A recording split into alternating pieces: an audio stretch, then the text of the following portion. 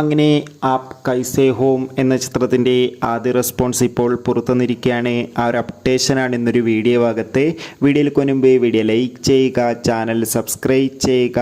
March മാസം ഇനി അങ്ങോട്ട് ധാരാളം ചിത്രങ്ങൾ OTT റിലീസ് ചെയ്യും. നമ്മുടെ ചാനൽ ഭാഗം പരിശോധിച്ചാൽ നിങ്ങൾക്ക് കാണാൻ വേണ്ടി സാധിക്കുന്നതായിരിക്കും. ധ്യാൻ ശ്രീനിവാസ്, അജു വർഗീസ്, രമേഷ് പിഷാരടി എന്നൊക്കെ പ്രധാന കഥാപാത്രങ്ങളായിട്ട് ഇന്ന് റിലീസിനെത്തിയ ചിത്രമായിരുന്നു ആപ് കൈസേ ഹോം.